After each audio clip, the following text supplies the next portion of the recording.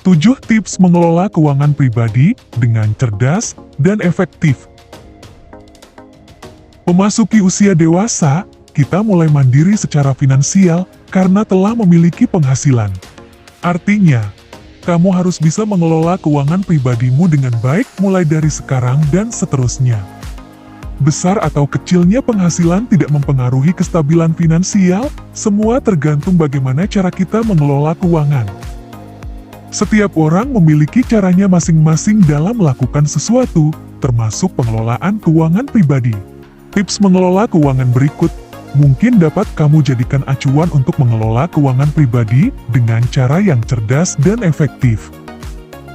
Nomor pertama, buat rincian pengeluaran.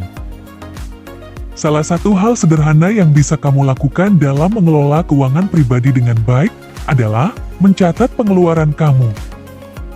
Adanya rincian pengeluaran akan membantu kamu mengetahui rata-rata pengeluaran kamu setiap bulan, sehingga mempermudah kamu membuat alokasi gaji agar tidak boros.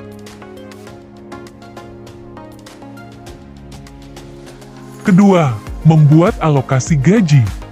Setelah jumlah rata-rata pengeluaran setiap bulan kamu sudah rutin kamu catat, langkah selanjutnya yang dapat dilakukan adalah membuat alokasi gaji. Alokasi gaji sangat berguna untuk kamu jadikan acuan mengelola keuangan pribadi setiap bulannya.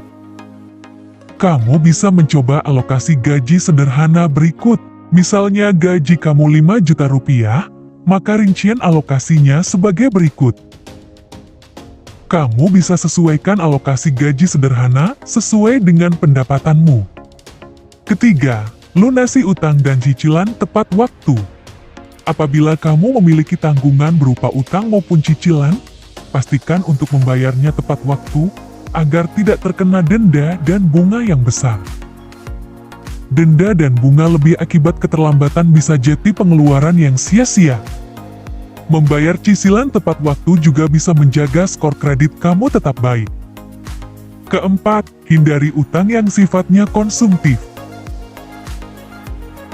Utang atau cicilan konsumtif adalah utang yang dipergunakan untuk membeli barang konsumsi. Artinya, barang-barang yang gunakan seperti ponsel, kendaraan bermotor, tas branded, dan masih banyak lagi. Tagihan bulanan atas barang konsumtif bisa menambah pengeluaran rutin apabila tidak sesuai dengan kemampuan untuk membayarnya.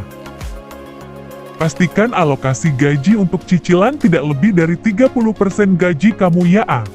Kelima, siapkan dana darurat. Salah satu hal yang tidak boleh terlewatkan dalam mengelola keuangan pribadi setiap bulannya adalah untuk menyisihkan dana darurat. Dana untuk jaga-jaga.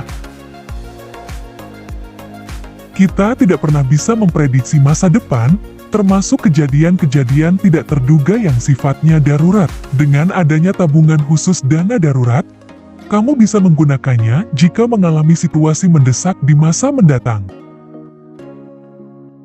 Keenam, menabung dan investasi di awal bulan. Membiasakan diri untuk menyisihkan dana untuk menabung dan investasi di awal bulan setelah gajian adalah sebuah trik khusus agar keduanya nggak hanya jadi wacana.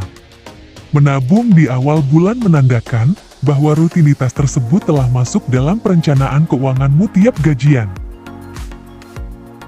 Kebiasaan menabung di akhir bulan bisa membuat uang tabungan terpakai untuk kebutuhan atau keinginan yang tidak terduga.